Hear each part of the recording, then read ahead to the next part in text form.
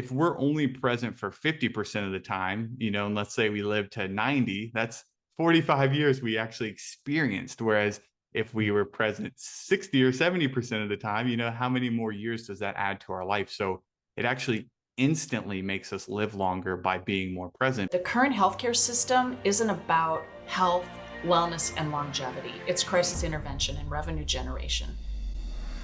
Lee and I came together with this passion for better nutrition, proper exercise, the importance of sleep, and community engagement. Welcome to the Crisco and Company podcast. We're your hosts, Lee and Joyce Crisco. Today, our guest is Dr. Nick Heath. Nick, the Breathing Diabetic. He has a Ph.D. in atmospheric science and has been published in major scientific journals. He's a recipient of a NASA fellowship and also research grants. He's an Oxygen Advantage advanced instructor and a level 1 pranayama instructor. And he's going to tell us all about breathing, mindfulness, and how he successfully helped his type 1 diabetes through breathing. Welcome, Nick. Thanks for being here. Thank you so much for having me. Yeah, we're really glad to have you. So, this is very fascinating to me as a medical doctor myself, to the concept of helping type 1 diabetes through breathing. I mean, from the little bit I know, it does make some sense because, breathing, I understand, can calm me down, which reduces cortisol secretion, and cortisol secretion tends to, increase glucose and so on. So it does make some sense to me, but tell us, how did you get into this and how does it work? Yeah, sure. So yeah, you already got ahead of me because that's a big factor there is the reduction in cortisol release. But I got into this kind of accidentally. I was interested in breathing through this guy, Wim Hof. You may have heard of him. He does all the ice baths and things. I heard him on a podcast many years ago, and I thought, oh, this is cool. I started doing it and I became interested. So that kind of opened my mind to this breathing stuff can change how I feel and change my physiology pretty quickly. But it was when I discovered another author and practitioner of breathing named Patrick McEwen. He wrote a book called The Oxygen Advantage, and he was talking more about the science of breathing. He was talking about the power of the nose and of the diaphragm and these things that I had never considered. And this kind of sparked the scientific mind in me. But in any case, I just followed his advice. I started breathing through my nose. I started taping my mouth at night, doing these silly things. I started some slow breathing practices. It was probably about, 2 or 3 months into it that I was like, my blood sugars have been really good. And as a type 1, everything affects your blood sugar. It's really hard to notice changes because if I have a bad dream, it'll change my blood sugar. There's just so many factors.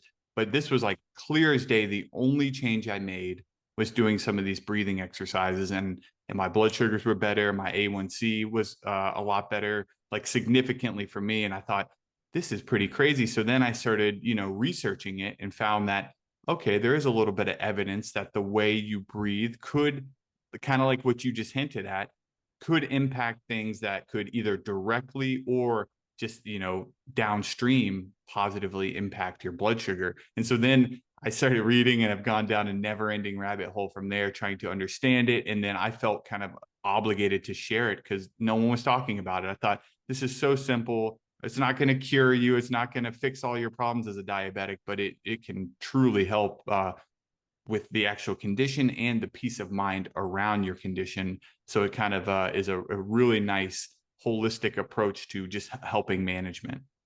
Mm-hmm, mm-hmm. So what magnitude of improvement did you get with this? So again, things change a lot, but when I first did it, my A1C dropped down to 5.4%, which as a type 1 is excellent, right? That's below the normal range on the blood work I was getting. Since then it's fluctuated, right? And then I saw reductions in my insulin. I didn't have an exact amount, but I would say it was at least 15%-ish reduction in my basal insulin, and then how much I was bolusing at the time. I was on an insulin pump then, so I had a little bit different metrics than I have now. But so it was significant enough. It was actually so bad, I just couldn't believe it. And I went to the local pharmacy and bought an at-home A1C because I was like, I just need to see this before my next blood work. And it showed even lower, but those aren't that reliable. So then it was my next blood work. I saw 5.4 and thought there's definitely something going on here. So tell me about taping your mouth shut. I mean, I should probably try that. Well, I mean, it's an interesting practice. Of course, it's not for everyone, right? It's a little strange, but it's just trying to force you to nasal breathe at night. Your nose does a lot of different things to basically make your breathing more healthy. And so if you can kind of artificially do it by forcing your mouth shut, it can really help with sleep. So that was actually kind of the turning point for me when I heard Patrick talking on the podcast. He was talking about this mouth tape. He says, I have people come in, they tape their mouth and they wake up more refreshed than they ever had. And I thought, this sounds crazy, but I'll try. And I like to experiment. So I went and bought tape that night, and it was like 2 days later, I could not believe how much energy I had, how much better I was sleeping. It turns out like I was a habitual mouth breather, but the nose is really important at night for like maintaining rhythmic breathing, for activating the more calming parasympathetic branch of the nervous system. And it helps with a lot of different things with airflow that basically helps to prevent obstructive sleep apnea. I don't know if I had that, but it can help with that. And it just seems to be calming, and you get, from the anecdotal evidence, there's only like 1 or 2 studies out there on it, but it seems like people sleep deeper. You might not sleep much longer, but you sleep much deeper and you feel much more refreshed. Mhm. Yeah, I know that there's some issues with mouth breathing, like some dental issues, and if children mouth breathe, it'll affect like the development of their mandible and their, alignment of their teeth and so on. What is the harm if you don't nasal breathe? What is the harm in an adult from mouth breathing? Yeah, so there's several different things that can happen. One is just kind of a chronically dry mouth and bad breath. So that's like a simple one, not so much physiological, I guess, but things that you notice on a day-to-day basis. But really the mouth breathing, there's like 3 big things. Well, let's just say 2 things that are really important. One is activation of the sympathetic nervous system. So when you're breathing in and out through your mouth, it's typically more upper chest, and it's typically a little bit faster, and you're breathing a little bit more air than you actually need. And this basically triggers a sympathetic response. And so you're kind of putting your body into this very low grade, it's not going to be super noticeable, but chronic state of stress. And so, higher activation of the sympathetic nervous system can lead to all sorts of downstream negative impacts. So that's one. But the other is that when you breathe through your nose, you're actually harnessing a gas called nasal nitric oxide. And so, or nitric oxide, it's produced in the nose, sorry. And this can be really helpful for getting more oxygen into the blood with less effort, essentially. And so when you breathe through your nose, you pick up this gas, it goes into your lungs, which opens up the blood vessels, increases blood flow in the lungs, and this leads to more efficient gas exchange. And then so you're getting basically better gas exchange with each breath is going to be more calming, it's going to be more relaxing. And so you're getting this kind of nice combination of more oxygen with less effort, and then less activation of that parasympathetic nervous system. And actually I actually haven't read the study, but there was I just saw it was published like maybe a week or 2 ago, where they compared just acute bouts of nasal versus mouth breathing. And I don't know the exact link, but they found that the nasal breathing reduced diastolic blood pressure slightly and increased heart rate variability slightly. So really, really fascinating. Just such a simple thing we can do to improve our health. Yeah, I mean, nitric oxide is actually really interesting. One of the things that we talk about a lot in our videos and stuff is, plant-based nutrition. And plant-based nutrition, particularly if you eat green vegetables, elevates nitric oxide, which is key for cardiovascular health. We're very familiar with the idea that, what you eat can affect your nitric oxide. I was not aware about the thing with the way you breathe. I mean, that's quite fascinating. There was even some studies showing that higher levels of nitric oxide help you fight off COVID. Mm-hmm. And there were some studies early in the pandemic where they had healthcare workers actually breathing nitric oxide before they started their shifts to help them prevent them from getting it. So it can't be understated, and actually it's even tied in with male potency. if you don't have adequate nitric oxide, you have issues with erectile function and so on. So what is the protocol? How often do you do this, the breathing exercises? Like what's the whole protocol? Yeah, so it'll vary from person to person. We each have our own needs, but in general, it looks like about 10 to 20 minutes a day, a 10 being the lower end, like minimum effective dose of usually like a slow breathing technique, around 4 to 6 breaths per minute. Usually like 6 breaths per minute is where you see most of the studies because that's just the most commonly used. So about half to a third of our normal respiration rate. And you just do that for really 10 to 20 minutes a day. I like it first thing in the morning, and it's that simple. I mean, there's really nothing to it, which is what's so powerful about it.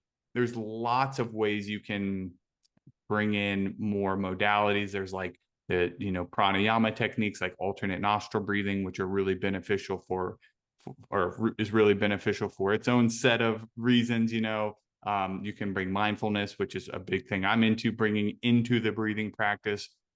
You can do slight pauses. Dr. Andrew Weil, the integrative medicine Dr. Weil, he suggests, he has this famous breath, the 4-7-8, where you inhale for 4 seconds, hold for 7, and exhale for 8. So there's really like endless variations of ways you can breathe. But the key is to slow the breathing rate down below 10 breaths per minute, preferably around 6, which is going to activate the calming branch of the nervous system. So that's kind of the key. And then how you play with it really becomes a personal preference with practice. But most people start with like a 5-second inhale and a 5-second exhale, or a 4-second inhale and a 6-second exhale. That's kind of like the basic starting point. When I help anyone, but people with diabetes specifically, that's where I start. 4 seconds in, 6 seconds out, for about 10 to 20 minutes a day. Now, would someone jump into this like whole hog and do a full 10 or 20 minutes, or are there any issues with lightheadedness or whatever when you first start doing this? Yes, of course. So really you want to ease your way into it, or work with a coach to teach you to, help you prevent overbreathing. So what you're talking about, people can get lightheaded because they compensate for that slower breathing rate by taking bigger breaths, and because it feels strange at first. And so that usually wears off after like 1 to 3 sessions. And what's nice, I shouldn't get off track, but what's nice is that there's a lot of research in heart rate variability biofeedback, and that has this big fancy name for slow breathing at 6 breaths per minute, usually right in that range. And so they've developed all sorts of really useful protocols for how to teach people to breathe at this rate comfortably. And so essentially you just try to encourage people to breathe deeply, but not large breaths. Breathe lightly in through your nose and then out through pursed lips. And that can help prevent some of that lightheadedness. But I always encourage a slow start, like maybe try 2 minutes, then 3 minutes, 4 minutes. And then once you get to around 5 minutes, it's usually pretty straightforward to do the full 10. Just so the listeners know, heart rate variability is a good thing from a cardiovascular health point of view. You don't want your heart rate to be like exactly the same all the time. It's supposed to fluctuate a little bit. Well, that's really interesting. I know that there's something to this because in my former job, it used to be quite stressful, and I read something in one of Dr. Dean Ornish's book about breathing, and if you're in the middle of a really busy day and you're sort of struggling to maintain your composure, whatnot, I would take like a 5-second breath in, hold it for 5 seconds, breathe out for 5 seconds, and do that 3 or 4 times. And just with 3 or 4 cycles like that, I noticed that you do feel more composed and relaxed. So I can only imagine what doing it for 10 or 20 minutes would be like. Yeah. And you just hit on a really important topic of like a slight hold can be really helpful for relaxation, usually at the top of the inhale. So as you inhale, your lungs expand and the stretch receptors send these signals like, hey, you need to stop breathing, right? Your lungs are getting too big. We need to prevent you from getting any bigger. And what that does is it triggers the vagus nerve, the main nerve of the parasympathetic nervous system. And so when you prolong that, you hold at the top, it actually prolongs that parasympathetic response. It's saying, slow down, slow down. This slows your heart rate down and it just kind of calms you down. And so what you described, like a triangle breath, an inhale, hold, exhale, about the same length, 5, 5, 5, or 4, 4, 4. You can kind of play with it in your head, whatever makes sense, can be really helpful for like an acute intervention. Like you said, 1 to 3 breaths is all you need to at least reset and reestablish focus. Mm-hmm. So would it be fair to say that in essence, you are sort of inducing a vasovagal response with some of this Yeah. breath work? Yeah, essentially. Yeah. What's so fascinating, Lee would come home, his previous job was so incredibly stressful. And he would have days, he did all of the tumor conferences at the hospital he worked at. And he would come home and he would say, it's so frustrating when I'm in the middle of a huge cancer case, right? And it's a follow-up case. Mhm. And I've got to sit there and examine these CT scans to see if the tumor's shrunk or if it's grown. And then he'd start to get interrupted. And when he's interrupted, then he's got to go back and to try and gain sort of that, where was I at, the focus. Mhm. Here's what's really interesting, Nick, on your blog, one of your blogs, you quoted this Dr. Daniel Goleman. I believe he wrote Why We Meditate. This is fascinating to me. Stanford University found that if you're focused on an important project and then stop to answer a text or email and end up browsing the web, when you finally return to your important project, your focus is dimmed. It takes you time to ramp up and get your concentration level back. Unless you did 10 minutes of mindfulness of your breath a couple of times that day, then you have little to no loss of concentration after multitasking. It seems like all of our medical practitioners should be utilizing mindfulness and breath work because they're just constantly bombarded. I mean, this is just fascinating, some of the research. Yeah, and really all of us, right? I mean, we're all distracted. Myself too. You get on your phone, there are pop-ups, notifications, browsing the web. And yeah, it's amazing to see such a practical study, right? For multitasking. I think I even put when I shared that I'm kind of scared to even present this because we also don't want to use it as a cop-out. Like, oh, I'm allowed to multitask because I do mindfulness, right? But really what this is referring to is a mindfulness of breathing, and actually it was breath counting. So counting inhale, exhale 1, inhale, exhale 2, inhale, exhale 3. And then when your mind wanders or you get distracted, you notice that and you come back to your counting. And what that does is, so that's a little different than like breathing exercises per se, because you're not changing your breath, you're just noticing it and counting it. And you're actually essentially training your attentional system. So there's an excellent book, Peak Mind by Dr. Amishi Jha. I can't recommend that enough. And what she's found is that, or the way she describes it, and it's really nice, is kind of like a mindfulness push-up. So you're paying attention to your breath. That's the starting point. Then your mind wanders, and then you notice that wandering. So that's critical that you notice, hey, I'm not on task anymore.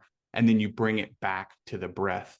And so that's one push-up. And so when we sit down to meditate or do our mindfulness of breathing, it's helpful to remember that, like, just like going to the gym, you actually have to do work. When your mind wanders and you get off track, that's a good thing. Like it's actually what you're training is your attention when your mind wanders and you come back. But the way she describes it, and it's real nice, is she calls it the flashlight, the floodlight, and the juggler. So she says this is our attentional system. So the flashlight is like focusing on one thing. So let's say you're reading that chart, right? You're focused in on it. And then the floodlight is kind of monitoring everything.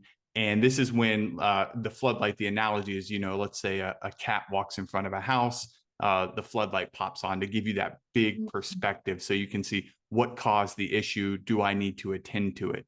And so our attentional system has that same kind of floodlight monitoring something. Let's say the patient is upset and says something, you are monitoring that and you say, I need to respond to this because it's important. The patient's right here. Even though I really need to focus on this chart, I got to, direct my attention.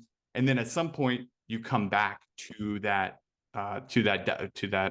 diagram. And so, or the imagery. So you're kind of, and that is your executive function. So that's the juggler. So it's monitoring all these different attentional processes and trying to keep you online with your task. And so the breath awareness is targeting all of these because you're focusing on your breath. So you have your flashlight on your breath. Then your mind wanders. So it thinks of, oh, I got work to do or whatever it is, because everyone's mind starts wandering. That's what we do. And your floodlight says, oh, I just caught you wandering. And then your executive function, your juggler says, nope, it's time to come back to the breath because that's the intention of this exercise. And so by doing that and practicing it over and over and over with each session, you're training yourself that when you get distracted, you can come back and go right back to focusing on the breath. And so that is what the study, Daniel Goleman was referring to. That's essentially what they're showing us, is that you might still go multitasking. You might still switch tabs and start doing something, but then you notice it faster. And when you come back, you're able to restore your attentional, the intensity of your focus quicker. And that's where it becomes super powerful. So I see it all day in my daily life. Like my daughter's 4.5 and I go to the park with her and I start thinking of other things, right? And then it reminds me, oh, come back. I'll just take one conscious breath and then forget about my breathing and come back to playing with my daughter. Or, there's so many different ways it shows up in real life, like practicality, when you start practicing the mindfulness of breathing, other than just multitasking, but just distractions in all aspects of life get easier to deal with. Mm-hmm, mm-hmm. So really, from what I can gather, this breath, when you do a session of, breathing, it's really is a form of meditation. So you're getting the benefits of the meditation and the physiological benefits of the structured breathing. And that it can be done that way. Now, some people don't, they just do the breath work. So they just, do the breathing activity without a huge focus on that mental component. There's a lot of people there's a lot of discrepancy in the breath work versus meditation world. I see them as the exact same. I see kind of like there's meditation and there's several forms of meditation. There's like loving kindness meditation. There's Vipassana. There's all these different ways you can meditate. And I think of breathing or breathing exercises as one subset, because you end up focusing on one thing, your breath, for an extended period of time. It's a little different because you are changing your breath. You're doing it in specific patterns to achieve a specific goal, let's say. But I think you're basically getting the best of both worlds. I will say in ancient breathing techniques, like let's say for pranayama, they would use breathing to prepare their minds for meditation. So they would do let's say a slow breathing or alternate nostril breathing for a specific period of time. And then this quiets your mind, it quiets your nervous system, and it actually allows you to reach those meditative states you are hoping to reach. And so it's kind of like a lot of people say like breathing is meditation for people who can't meditate, because it primes your mind for that state. Like physiologically, it changes your brain and your nervous system to allow you to get into those meditative states. Mm-hmm. Mm-hmm. Wow. So it seems like breathwork and mindfulness marry well together, right? You had me so interested in this topic. I actually did a little bit of research and wrote a blog article about just breathwork in general. I'm very fascinated.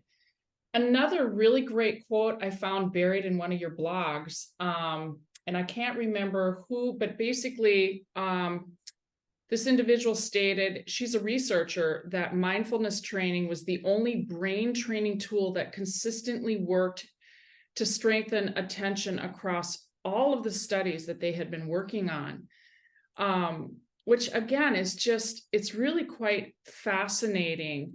And I think you and I previously had talked about paying attention to our breath forces us to stay in the moment. And if we're staying in the moment, because I'm always in my past or I'm living in the future, right? But if we stay in the present moment, do you think time slows down? That's one question I want to ask you. The other question I have for you is I want you to talk about breathwork and longevity. But let's first talk about being just present in the moment. And I think time perhaps maybe slows down if you're really just present in the moment.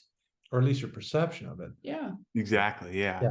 And that's where, yeah, I think what's interesting is the best way to understand it, I think, is to actually think of like when you're stressed out and you're in a hurry, things just fly by, right? Oh, I got to get here. I got to get there. Like you're not actually alive. Like you're alive, but you could argue you're not living, right? You're just running, trying to get here, get there. And when you take some time to slow down, to come into the present moment, yeah, you actually are experiencing the things that are happening, and that feels like time expands. Um, it's interesting because like you could go into like a flow state discussion maybe, but I think just the idea of just slowing things down, like when you sit and meditate, let's say, or do mindfulness or a breathing session, whatever we want to call it, for like 10 minutes. When you walk away from that, things feel slower, like your attention, you're in the moment more. Of course, it wears off, but it definitely slows things down. And what you were talking about with being in the present, like the breath serving as that anchor, is why basically every tradition on the planet views, the breath as the anchor of all mindfulness. Every religion, there's like the only thing everything believe like can agree on is that like breathing is our gateway to the present moment, because you can't take a future breath, you can't take a breath you've already taken, right? So if you focus on your breathing, it's always right now. And so it gives you this kind of gateway to the present moment. And I alluded to it a minute ago, but I'll restate, because I personally, and I think most people agree, the point though isn't to always be focusing on our breath, is to remind us to be back. Like when I'm at the park with my daughter, it's not that I start just focusing on my breathing and then that's a new distraction, right? No, it's like remember, okay, just take one conscious breath, relaxes you. You remember I'm here right now, and then interact with her and be there. So it's more of like a gateway to being a better human, is how I think of it. Not so much like just focusing on the breath all the time, but there was I think the time slowing down. There was a brilliant book by Ireland Kagi, I believe is how you pronounce it, called Walking One Step at a Time. And I highly recommend that too. But he talks about how when you walk somewhere, time slows down, because you actually notice things. Like when you're driving, you're in a rush to get from point A to point B. You're never aware. And so he talks about it with walking. And so I kind of think the same thing happens with slow breathing practices. It like slows things down and brings us into the moment. And that's important. Like, you've probably seen all the headlines. There's like a gazillion studies now, that people's minds wander 50% of the time. About like, that's the Harvard statistic, I think. So I always make the analogy, and since you talked about living longer, I'll bring that up right now. Like, if we're only present for 50% of the time, and let's say we live to 90, that's 45 years we actually experienced. Whereas if we were present 60 or 70% of the time, how many more years does that add to our life? So it actually instantly makes us live longer by being more present, because we actually live the life we're living, instead of, like you said, Joyce, like being in the past or in the future. So that's one powerful way in which it can actually help us live longer, is just kind of, of course, I'm being a little playful with the interpretation there, but actually just being present, like actually having more minutes alive with your loved ones and things like that, can be super powerful. Yeah, so that's one way. I was just conjured up an interesting thought in my mind. Like, if you're ever in a situation of like an immediate crisis, like you're about to be in a car accident or something, your mind is laser focused on what's going on. And then when you think back, you either averted the car accident or it happened or whatever, you think about how time sort of slowed down for those few seconds, because you were 100% attending to that particular event. What are some of the health benefits? In your blog, you alluded to things like weight loss and sports performance, and so what sort of physical benefits can we get from engaging this practice?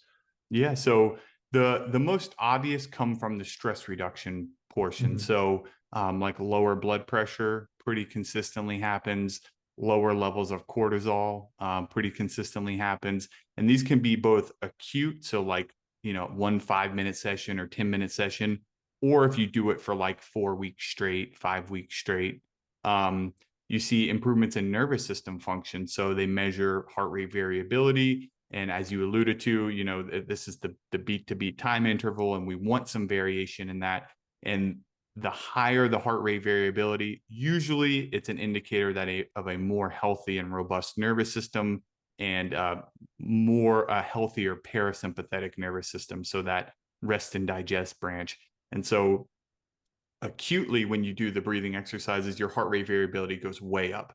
And then after you finish, it goes back down, but usually it's slightly higher. And then if you practice consistently for, let's say, 4 weeks, they seem to, meta-analyses show that it goes up, slightly, not like crazy going to change your life, but enough to notice significant changes in your life. Because these things, like, the words heart rate variability, it's all really nice, it's numbers and stuff, but then when you look at like what they're correlated with, you're like, oh, that's why I want this. Like, people with higher heart rate variability live longer, they have greater cardiovascular health, they experience things like joy and awe and gratitude more in their life. Like, all things we really want in life are related to things like heart rate variability. So it's a cool number and things, but it's really meaningful to our daily existence, which is why I think it's really powerful. Yeah, there's other benefits like with blood flow. So that was one thing I was interested in as a diabetic. Obviously, like, when you synchronize the heart and the lungs and the baroreceptors, and basically you bring into this kind of harmony with your breathing, it can improve blood flow. Often you feel it, like your feet warm up or your hands warm up with practice, which is really nice. And that potentially could be helping with diabetes, long term, if you do it consistently and things like that. And then inflammation. So the vagus nerve can kind of put a halt on the inflammatory process. And as I'm sure y'all are very aware of and interested in with your work and diet, right? Inflammation is a huge problem. And so if we can just sit and breathe for a little bit, mindfulness of breathing or the actual breathing exercises themselves have both been shown to reduce inflammation. So that gives us just another way. It's kind of like, I always say, it's like the compound interest of health. It's like all these little ways add up into something kind of big. So it's not like one thing, but there's all these different aspects of how the slow breathing, or just different breathing techniques add up to improve many aspects of health. Mm-hmm. Now, how does this, you mentioned Wim Hof, whom I've heard of, I know a little bit about him. How does this whole thing fit in with the cold exposure, and like what is the value of cold exposure? And is it part of something that you practice? So with the Wim Hof specifically, he makes the cold a big, like a component, a pillar of his method. And it ties in with like the blood flow, like when you get in the cold, the vasoconstriction, and then once you get out, it releases, and it kind of is working out your blood vessels. So he talks a lot about like blood vessel elasticity and things like that. And actually has a lot of good things for like the immune function. So there's a lot of things with cold I don't know too much about, but I know it definitely is powerful. I did go through a phase where I was like obsessed with the cold and would do the ice baths and would take cold showers every day. And it's definitely, I find it more of like a mental training. Like, can I keep my composure? Can I control my breathing when that cold water? I mean, I live in Florida, but so it's only like 2 days out of the year it's actually cold here. But when it is colder, we would, go get bags of ice and do ice baths and things like that. Like, it's definitely a mind component. But Wim, he brings in the breathing by actually hyperventilating. So he teaches people to do this hyperventilation breath work, which increases pH. Yes, makes you more alkaline. And then this appears to affect pain receptors. And so when you get into the cold, it doesn't hurt as bad. It could be a whole host of things, because when you hyperventilate, it releases all this adrenaline. It's a stress response. So it could be a whole host of things that kind of like prime you to get in, for fight or flight. And so when you get in that cold, it doesn't hurt as bad. So he incorporates it that way, but that can get dangerous. So I don't really, I guess I don't talk about it too much with people with like chronic disease or anything, just because it can be really therapeutic, as long as you do it safe. Like you got to do it very safely, and you need an instructor to make sure like none of your contraindications are going to be harmful for something like that. Because they did the famous study in PNAS that was published on Wim Hof, found that the breathing technique released more adrenaline than people they measured going for a bungee jump for the first time ever. Really? So it is like, yeah, it blows up adrenaline like 100, I think like 200% or something. And so you have to be safe with it, right? That kind of stress, if you had a heart condition or anything like that, you wouldn't want to put your body through that. But but that stress response seems to be beneficial for like reducing inflammation afterward, like all these adaptive responses. So Wim has a whole bunch of studies out there that are fascinating. Like when you start reading, you're like, man, he really did find something cool. But people just, how do I put it? There's just an obsession behind him. So a lot of times it gets blown out of proportion. And so you just want to be realistic about what it can and can't do. Yeah, I know that he goes like to real extremes. The first time I ever heard of him, I saw it on TV. I believe he was running outside with just a pair of shorts on in the winter above the Arctic Circle. I don't even know what shoes on. and I thought, wow, that's really extreme. But I do know that there's this concept of hormesis, in which a little bit of an exposure to something that would normally potentially be like harmful is actually good for you. Like, for example, exercise is good for you, but if you did it all the time, it would eventually kill you. And likewise with things like sauna, heat exposure to an extreme ultimately would kill you. But for a few minutes, it's actually good for you. And I believe the same concept holds true with the cold exposure, but you have to not go too far with it. Yeah, exactly. Just as an aside, where I first learned about this concept of hormesis is actually a school of thought as far as radiation exposure. That, I mean, it's agreed that a lot of radiation exposure is actually bad for you, but there's a school of thought that maybe, just maybe, a little bit of radiation exposure might even be good for you. And the concept comes from they've looked at studies for airline personnel. Airline personnel actually get fairly significant radiation exposure, more than the average X-ray technician, believe it or not, or technologist. Every 2 hours of flight is equivalent to like a chest X-ray worth of radiation or whatever. And you would expect that cancer rates would be higher in airline personnel, but it's actually lower. Okay. Yeah. So anyways, it all relates back to that whole concept of hormesis. So it's really quite fascinating. So, and how does this dovetail with sports performance?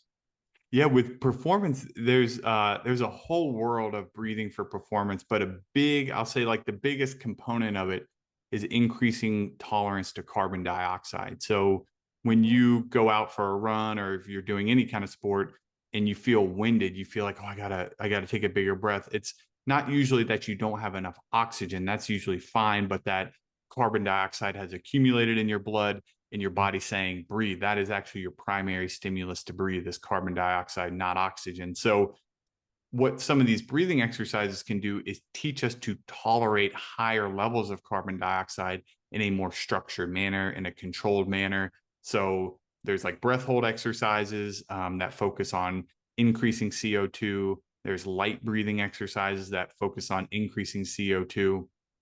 And with time, this can kind of retrain the chemoreceptors so that when you go out for that run, it takes longer for that breathlessness to come on, or it takes longer for you to feel winded.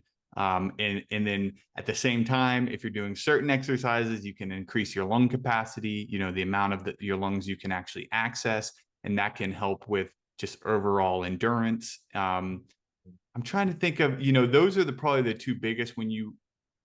An interesting phenomenon with nasal breathing and exercise is that, like, at first it's restrictive because you can't, you want to take those big breaths. So if you like force yourself to nasal breathe, let's say during a run, you'll have to go at a slower pace at the beginning. But with time, because you actually are, increasing the efficiency of your respiration, and you're not activating that sympathetic nervous system as much by using that nose, you actually can run easier at the same pace, and sometimes even faster with nose only breathing versus mouth breathing. But there's a little bit of a threshold where people go out for a few runs. They're like, oh, I'm not doing this anymore, because they slow down quite a bit. It just takes a little bit of time.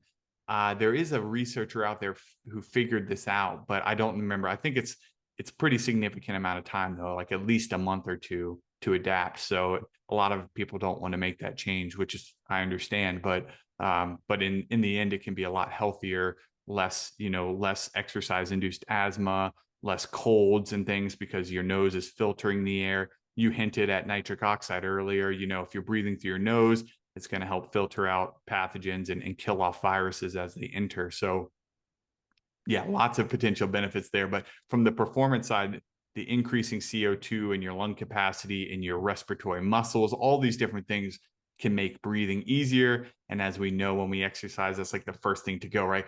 You feel out of breath, you hunch over to give your diaphragm a break, take some weight off.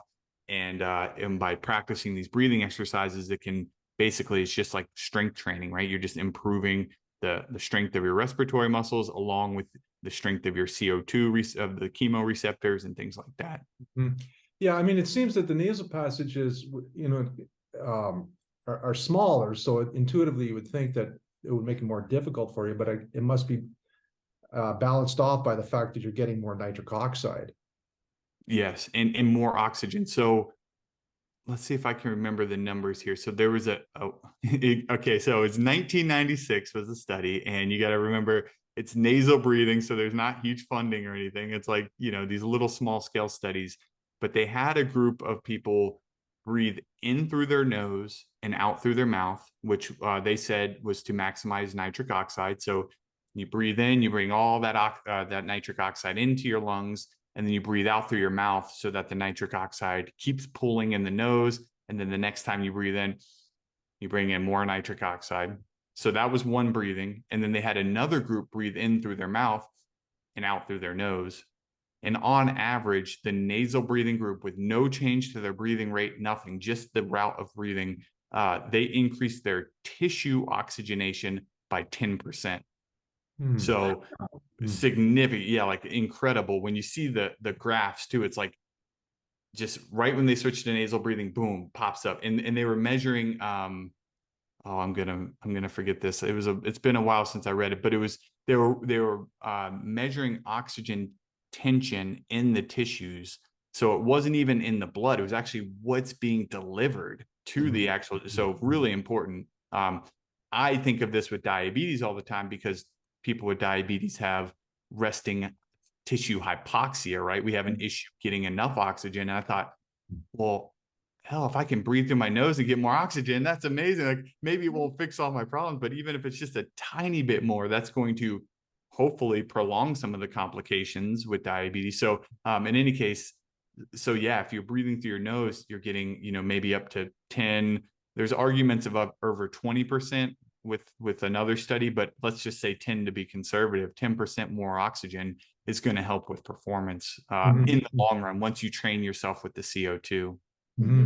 That's yeah, that oxygenation is really important in diabetes. You're totally right about that, because what happens with diabetes, particularly if it's not properly controlled, is you get that microvascular disease where the blood and the oxygen just isn't getting to the tissues, and that's how people end up with needing amputations, and it's also a factor in developing neuropathies and stuff. Talk to me a little bit about what it's doing to the amygdala. I know that you have referenced EEG studies showing synchronized alpha waves. I mean, I think some of our listening audience might be really nerdy and want to know a little bit more about what really is going on in the body. So can you speak to that? Yeah, sure. Yeah, and I'll try to frame it around like how it feels too, hopefully. But so from what I know with the slow breathing and mindfulness, is that it reduces activity of the amygdala, which the amygdala is thought to be kind of the fear center associated with the stress response and things. And so when you do these practices, you're slowing down time, right? You're just kind of being in the present moment. It reduces the activity of that amygdala, which then allows you to just feel calmer and more collected. And I think this is part of the reason why, like, when you do these practices, sometimes you feel more creativity or you feel more clarity of thought, because when you feel like there's an external threat there, there's tons of research showing that, like, threats or feeling like you're unsafe can really harm your mental health, right? You can't focus correctly. And so by doing a practice that actually physically turns down the volume of the amygdala, it allows better things to occur in your life. It allows you to feel more relaxed, allows you to experience more creativity or more joy. And so that's one aspect of it. The EEG studies are really fascinating because they show essentially people will, do these breathing exercises and they'll notice that all of their brain waves slow down. And then if you're, gosh, you get so many facets here, but if you're doing it through your nose specifically, the olfactory bulb can talk to the rest of the brain, and essentially you get all of this connectivity amongst different brain waves that, like, it looks almost incredible in the pictures, because it's like, wait, all they did was slow down their breathing pretty slow. Like, I think in this one particular study, it was like closer to 3 breaths per minute. It was like this Zen meditation, but they showed just in like an enormous amount of increased connectivity amongst these slow brain waves. And what was important, though, was that those participants also felt more joy. They felt less tension. They felt like, they described it as being super alert and focused, but calm, like almost like the ideal, right? Like the perfect state. You're like, I have all my mental clarity, but I also feel energized. I don't feel stressed, but I can focus. And me, I love coffee, right? I'm a coffee person. It's like, it's almost the opposite, right? You drink coffee, you're really focused, but you're like, jittery and things like that. And so when you do these practices, when you get done, you feel like that same level of focus, but without any kind of jitters. It's just like this calm, collected feeling. And it shows up in the brain waves, but that's kind of like what's so important about it. And I think that, it's important also, I guess, like the all the physiology and all the cool stuff, really, the most important thing and the biggest benefit, like scientifically, they've ever shown with breathing and all that, is mental health. It's like mental and emotional health. It's showing that you can reduce stress, you can reduce symptoms of anxiety and depression with really simple breathing, slow breathing protocols. There was a meta-analysis published in 2023 in Nature. So like, and it used the word breathwork. So you're thinking, how far have we come that the word breathwork is in the title of a Nature review, right? Right, It's a right. big deal. Yeah, it's like, oh, this is for us Top breath nerds. scientific We're like, journal. yeah, this is Yeah. awesome. And they found the slow breathing practices on average reduced stress to the same level as like mindfulness-based cognitive therapy, mindfulness-based stress reduction, and few of the other like cognitive behavioral therapies that therapists use all the time, like that are well documented. And here, just simple old breathing with no mental component, no restructuring of your thoughts or acceptance or anything. Just sit down and breathe for, a few minutes a day, showed the same effects on stress, anxiety, and depression as a lot of the most commonly used therapies. And so it was like a wake-up call. Like, look, this stuff, I mean, a lot of us in the breathing community, we feel silly, right? Or I do, because it just seems too good to be true. But when you see it published, randomized, a meta-analysis of randomized controlled trials, kind of like the gold standard, and you see these significant effects reaching that of these cognitive-based therapies, you think, okay, there's really something here. So all of these physiological changes, all the brain changes, all the nervous system changes are really getting us back to just feeling better, like less stress, less anxiety, things like that. Have there been any studies comparing it to like anxiolytic medications, like Valium and that type of thing? Oh, that's a great question. I don't know if they have. I'm sure there have been. The only thing I know is off the top of my head. Dr. Andrew Weil, going back to him, he talks a lot about this. He says that that the 4-7-8 breathing has greater effect on people than benzodiazepines. And also another medical doctor, Michael J. Stephen, he wrote a book called Breathtaking. He's a pulmonologist. He states the same thing, that basically the deep breathing exercises activate the parasympathetic nervous system. This releases acetylcholine and other feel-good transmitter like serotonin and oxytocin. And he says it rivals that of things like Zoloft. And he's like, and, you know, but without any side effects, you know, there's Right. no side effects. So Awful side effects. This is yeah, absolutely fascinating. it's really It's neat. fascinating. We also talked a little bit about PTSD. You're making me think of, I watched a Dr. Huberman podcast where he was talking about, that whole rapid eye movement therapy treatment for EMDR. PTSD. Mhm. And he said, actually, when a person goes for a walk, you're sort of naturally inducing that because your eyes are going from the right to the left, to the right to the left. It's just really fascinating. I would hope, have you looked at any research using breath work to treat PTSD or perhaps even addiction issues?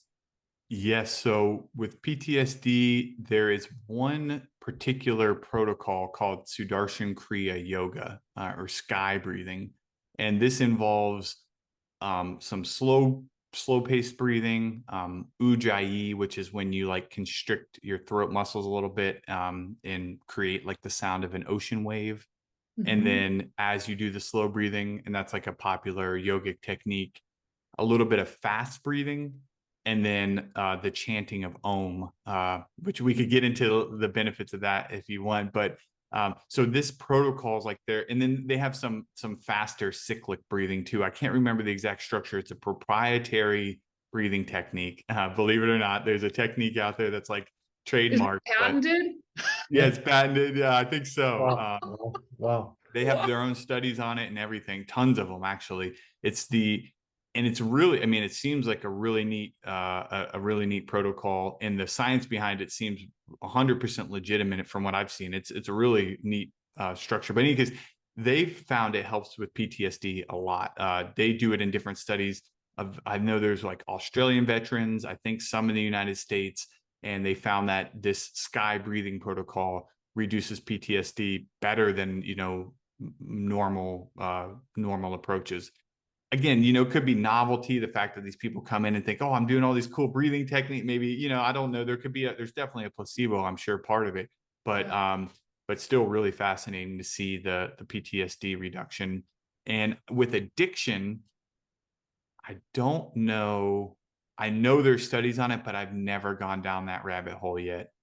So I can't speak intelligently on it. I could say one interesting thing as someone who's never had a serious addiction, but I have an addictive personality, is it can fill the void. Like, as y'all can see, I can rifle off all these studies and talk it, you know, it's like, cause I'm obsessed. I have an addiction. So I got like I tried to attach to something positive in my life, you know, take that addictive tendency, which my mindfulness practice taught me I had, right. And like attach it to something positive, like research, like these sitting and breathing all the time and stuff like that. So in that manner, it can serve as kind of like just like running does for some people, just like other things, you know, these ways to basically fill that void in your life. It can serve in that manner too, which It is seems really to make sense to me that if you had an addictive problem and you're having this urge that you want to engage in your addiction, that if you were to use these sorts of protocols, it would divert you away from that urge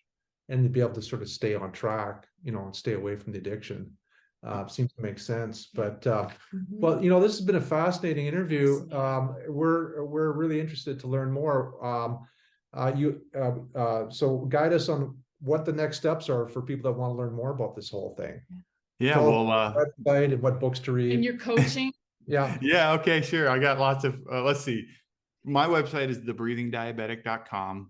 There's lots of, if you just click the blog link, you can find endless amounts of quotes and research and stuff. So that's probably like a good way if you're just interested in nerding out. I do offer coaching programs, usually starting at 8 weeks. I focus a lot on like overcoming stressful life setbacks or diabetes. Those are kind of the two, but as you've probably heard throughout this conversation, I'm kind of obsessed with all things breathing. So if people are interested in any topic, I can either try to help them or point them to someone who can, because I've made quite a few friends now in this space. If they want to do it themselves, right, start reading books. That's always a great way to do it. Let's see, the best place to start, I would actually probably start with Full Catastrophe Living by Jon Kabat-Zinn to get a power of the mind. Like, that's the mindfulness component, which kind of sets the stage of like awareness of the breath and how powerful the breath can be. Then I'd probably say The Healing Power of Breath by Richard Brown and Patricia Gerbarg, two doctors, psychiatrists. And then Breath by James Nestor. Of course, that's like the go-to book. And then I guess there's two more. I'll just say both of them and people can decide. Patrick McCown's The Oxygen Advantage. If you really want to nerd out and learn the physiology of and carbon dioxide specifically and how important it is, that's an excellent book. And then there's an audio tape that is kind of obscure. No one talks about in the breathing community. That's insanely good. And it's by Dr. Andrew Weil, and it's called Breathing, the Master Key to Self-Healing. And that is an incredible book on it's super practical. It's an audio tape, so you have to listen to it. But it's just so practical and easy to follow. And Dr. Weil's just really smart. So fun to listen to. And then if you really want to nerd out, The Science of Breath is another good book, but that's enough for now. Sorry. And you post a weekly newsletter. Is that correct? Yes. The Breathing 411. So it's a weekly newsletter on all things breathing. It's usually got some passages from books, one interesting quote, and then a Jeopardy style answer, just a fun trivia question. Yeah. Okay. And so they can get to that through your the Breathing Diabetic website. Yep. Right there. There'll be a link for newsletter. Yeah. Well, this has been so fascinating. And again, we want to just tip our hat to Dr. Kiri O'Connor, Love.Life Telehealth. She introduced us to you, and we can't thank you enough for giving us your time. I mean, I certainly have learned a lot. When I walk away from this conversation, there's a couple of things I'm going to do: work on my breath work, and I'm trying to incorporate more green tea. But, all of these things add up. It's the building, the rest, the relaxation, we've got the diet down. Now it's the breath work. For me, it's the green tea. It really does add up. So anyway, we're just so happy that we crossed paths with you, and thank you again for your time. Yeah, likewise. Thank you so much. All right. Thanks to Kiri. Thank you, Kiri. Right. Speaking to Nick made me realize that I need to integrate breathing and mindfulness work into my daily routine. I just ordered The Oxygen Advantage by Patrick McKeown. If you learned something from this today, post a comment below, and also please like and subscribe to help us in our mission to empower more people to take charge of their health.